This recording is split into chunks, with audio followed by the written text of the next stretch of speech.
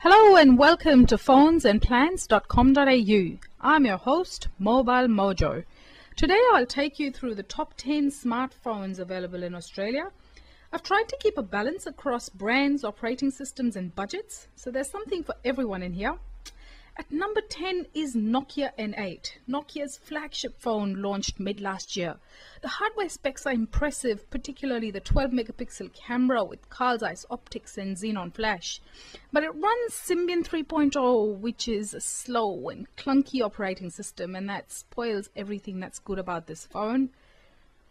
At number 9, we have LG's Optimus Black. It's slick, it's thin and it's light. But the highlight of this phone is the 4-inch screen with Nova display technology. The result is truly black blacks and brightness that cranks all the way up to 400 nits, which is pretty bright, especially when using the phone in bright sunlight. Other specs are decent: 5 megapixel camera, 1 GHz processor running Android 2.2 and all the usual connectivity options. Plus you can get it outright for a very reasonable $400. At number 8 is the Atrix from Motorola. We first saw the Atrix at the CES 2011 and were blown away that a phone could also power a netbook or a laptop. This powerful dual-core number is capable of acting as a PC via a dock that connects to a keyboard, screen and mouse. And by the way, it also makes phone calls. HTC's Mozart comes in at number 7. As the name suggests, it's positioned as a multimedia device with virtual surround sound and Zoom integration. It runs on the very slick Windows Phone 7 platform with Windows integration built in throughout the phone. Bing, Facebook, Xbox, it's all there. And the 8 megapixel camera packs quite a punch with xenon flash and 720p HD video recording. At number 6 is Google Nexus S, made by Samsung. It's the latest Google branded phone and runs pure Android. And that means no carrier or manufacturer bloatware and all the latest Android updates. Hardware-wise, it's no slouch either, with a 1 GHz processor, 4-inch screen and a 5 megapixel camera. It's also one of the few phones with a built-in NFC chip, and that will enable short-distance phone-to-machine communication and enable things like mobile payments and location-based advertising. At number 5 is the HTC Desire Z, Android powered with a full QWERTY keyboard tucked neatly below the 3.7-inch screen.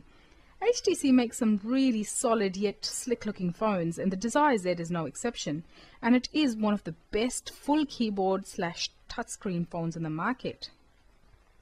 Next up, Xperia Arc. This flagship Android phone from Sony Ericsson features every possible bell and whistle they could throw at it. Quad band with a 1 GHz processor, 4.2-inch screen, 8 megapixel camera and lots more. The screen is powered by the mobile Bravia engine, which creates brilliant images and great contrast. And then there's the way it looks: slim, curvy and very beautifully designed. At number 3 we have yet another HTC, and this time it's the Sensation. HTC has been on a roll this year with a string of winners, and the Sensation is one of their best, with a 4.3-inch SLCD screen, 1.2 gig dual-core processor and a 1 GB of storage, plus an 8 megapixel camera with HD recording. It ticks all the boxes and more. If you're an HTC fan, this is the one to go for. Next up at number 2 is the ubiquitous iPhone 4. What can we say that hasn't been said before? Only that even after a year since launch, it's still going strong in the face of some very serious competition from all things Google and Microsoft and RIM and you name it. The only thing that can dislodge the iPhone as Australia's favorite phone is the iPhone. The reports indicate that in recent months, Android has been taking over iOS as the preferred operating system. But that is probably due to people waiting it out until the iPhone 5 is released, most likely in October. Finally, at number 1 is the Samsung Galaxy S2. It's everything a smartphone must be and more. Blazing fast, super slim and super light. It almost seems to defy the laws of smartphone physics, and it's great looking to boot.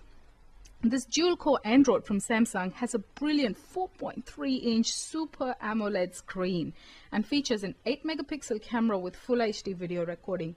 Samsung clearly have a winner on their hands here. However, Whether it can withstand the might of the iPhone 5 come October remains to be seen. And that brings us to the end of the smartphone lineup in Australia.